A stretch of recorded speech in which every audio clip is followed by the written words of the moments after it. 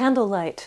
Privacy. Music. Can't think of a better place for hand-to-hand combat. This movie came out when I was 10 years old and I adored it. And I really enjoyed this scene, even though at the time I was not particularly a sword-fighty person, let alone an actor combatant. But now that I'm a grown-up, I appreciate it even more because some of the details are just beautiful. This video is sponsored by me, by the way. More on that later. My name is Jill Bayrup, and I took up stage combat in 2018 as a way to get out of the house and fell unexpectedly in love with it and have now taken so many exams that I can call myself an actor combatant. Pretending to fight people for stage and screen is not my actual job, but talking about it on YouTube has become so, which is pretty wild. My life is very strange, but I love it. And flirty fights are my particular jam because I really enjoy when a fight has stakes which aren't life and death, and when it can be funny. A fight where both of the people involved are kind of attracted to each other is inherently quite ridiculous. What a woman!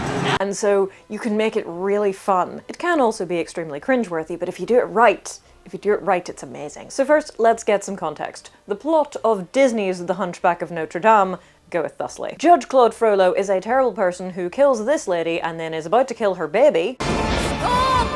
Cried the Archdeacon. I still, at the age of 38, have to stop myself from adding cried the Archdeacon every time I yell stop. That might just be me. Anyway, the Archdeacon says, hey, you killed this woman, you jerk. You cannot just kill the baby. And Frollo says, fine. You raise the baby in the cathedral. Just so he's kept locked away where no one else can see. Also, his name is Quasimodo, okay? Anyway, many years later, Quasimodo is not unreasonably desperate to go outside and be, like, in the fresh air and among the people, so he sneaks out during the Feast of Fools, which goes fine until it goes extremely poorly and he has to be rescued by Esmeralda, who gives a passionate speech about justice. Silence! Justice! Which really ticks Frollo off. Frollo orders Phoebus, his blonde-haired captain of the guard — this is another one of those moments where we see my influences when writing Just Stab Me Now, to arrest Esmeralda, but she goes into the church, and so sanctuary, but he goes in to talk to her. She doesn't know that's why he's there, and they fight. Anyway, Quasimodo is smitten with Esmeralda, Phoebus is smitten with Esmeralda, Frollo is violently in lust with Esmeralda, which means we get the best Disney villain song of all time, which is Hellfire, by the way, as a response to his feelings on the subject. And when I was 10 years old, I was like, wow, this song is really intense, but I sort of don't get what's going on here. He hates her, but also what's up with that? Now I'm a grown-up, I understand this kind of underlying motivation, and it doesn't make it better. Shenanigans ensue. Esmeralda sneaks out of the cathedral. Frollo basically burns the city to the ground to try and find her. Eventually she gets captured. She's about to die when Quasimodo comes out of the cathedral again and rescues her and takes her back into the cathedral and claims sanctuary, and Frollo is judged by Notre Dame and found wanting. Esmeralda and Phoebus get together. We say, what makes a monster and what makes a man? The end. This movie also contains singing gargoyles, and you may find them tonally jarring, but please remember this was meant to be a children, like a family movie, suitable for all ages, but they decided to go hard. So why do I love this fight so much? Well, I mean, it's in a very good movie, and so it, like the things around it, is generally very good. The animation is beautiful, the choreography makes sense, and the dialogue is superlatively cheesy, but perfectly acted, and so it really works. We start in the cathedral with Esmeralda suspicious and Phoebus not really expecting to fight. Like, he just walks up behind her and he's leaning forward to tap her on the shoulder like they're gonna have a little chat. I'm not sure he really thought this through. Is he not expecting her to, like, be scrappy or at least afraid? Apparently not. And so it's not that surprising when she yoinks his sword out of his scabbard and pulls him onto the ground. Easy. I just shaved this morning. Oh, really? You missed a spot. This isn't like a fancy judo throw thing, it's just, you're slightly off balance and I have heaved with all of my strength, you weren't expecting that and now you're on the floor, while stealing his sword, which is an excellent idea, because as we saw in the scene where she rescued Quasimodo, she has a tiny little knife hidden in her garter. And that's not going to do spit against a sword and armor. But even when she gets the sword and he's on the ground, she doesn't immediately kill him because, you know, she's not a murderer. She is a nice person. And Phoebus's immediate reaction is very sensible. He doesn't have a death wish, and so he tries to back up, calm her down a little bit, lighten the mood, maybe. He manages to back up to the pillar, which on the one hand means he can't move back any further, but on the other hand means he can at least raise himself up a little bit. And the fact that she hasn't immediately just stabbed him in the face means he has the confidence to try something a little bit sneaky. Calm down, just give me a chance to apologize. For what? That, for example. On closer inspection, I don't think this part is animated quite right because his foot seems to go in front of her leg to kick it when it should go behind, like we should be able to see it. He grabs the sword in his hand, which he can because first, he's wearing heavy gloves as part of his armor, and second, the sword isn't razor sharp all the way down. And then he kicks her foot out from under her, so she, like him a couple of seconds ago, falls to the ground. He gets up while off screen. You sneaky son of a... Watch it.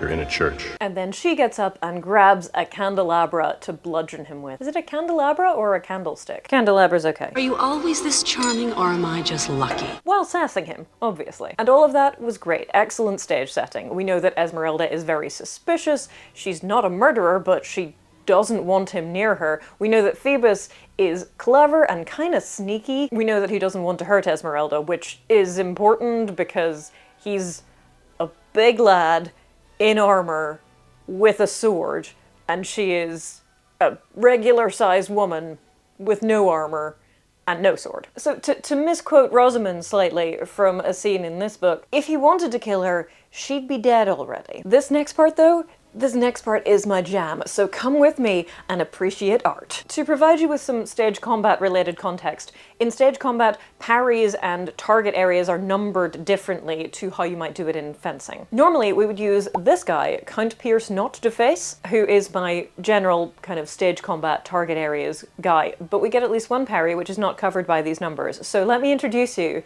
to Stabitha Christie. The targets are still 1, 2, 3, 4, 5, but we have some extra numbers to talk about the different kinds of parries that you can do, which in most cases are just, are you pronated or are you supinated? A low pronated parry is a 1, this is probably still too high up, but a low supinated parry is a 7. You can also have 2 and 8, there's also 5 and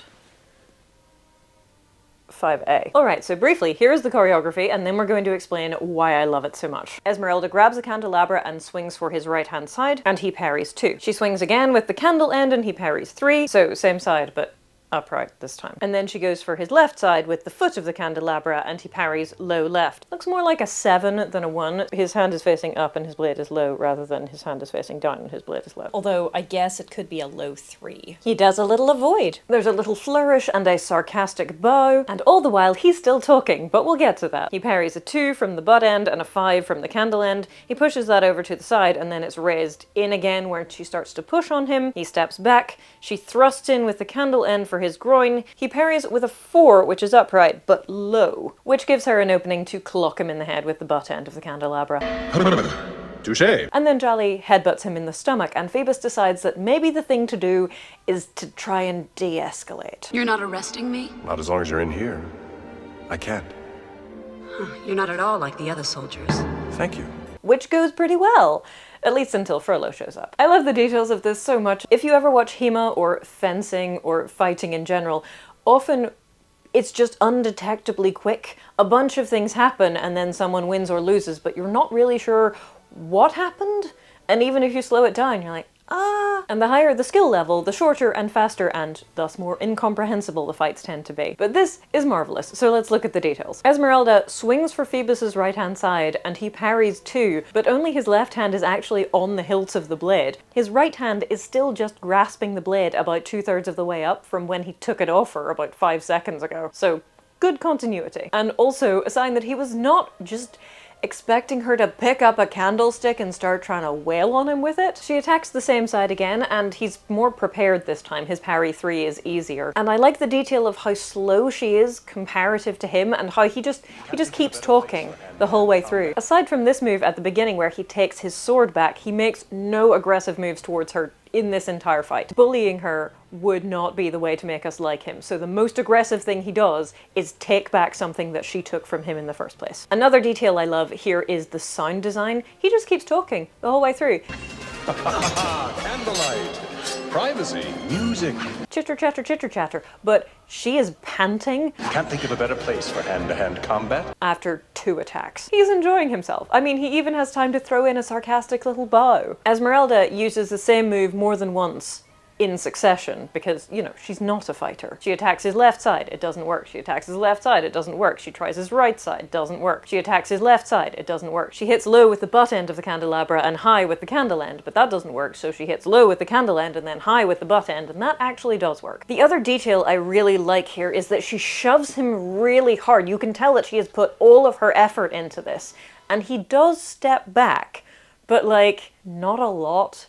You know, he hasn't been shoved. You can make really high energy and exciting scenes where stuntmen basically get thrown around like rag dolls. It's very fun. But they didn't need to do that here, and they don't, and I like that, because if I tried to push someone much bigger than me from a standing start, that's about the maximum reaction I get to. I also like that his head is vulnerable because he's taken off his helmet, and he takes that off before going into the church. Respectful. Honestly, if anything, I feel like that head hit should have hurt more, but you can maybe argue that he's already started moving to try and avoid it when she clocks him with it, so it's more of a glancing blow. And given how hard she's breathing and how intense the fight has been for her so far, and how heavy that candlestick is to try and get moving, you know, it's maybe not so unreasonable. It would still have hurt though, I'm just saying. This fight is a very nice, neat, and short, not overstaying its welcome, piece of choreography. Esmeralda is clearly outclassed, she has a limited repertoire, she's really, really mad, but that doesn't allow her to make much headway, and she's fighting with a thing she literally just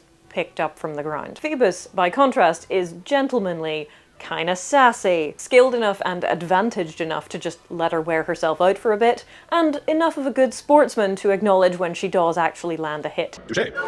They contrast beautifully. The camera angles they choose to animate are switched up often enough to get your attention, but not so often that you get motion sick. Really, all around it's just a fantastic piece of cinema. Slightly related note for readers of my meta-fantasy romance novel Just Stab Me Now, I'm not saying that Leo looks exactly like Phoebus. They do look quite similar.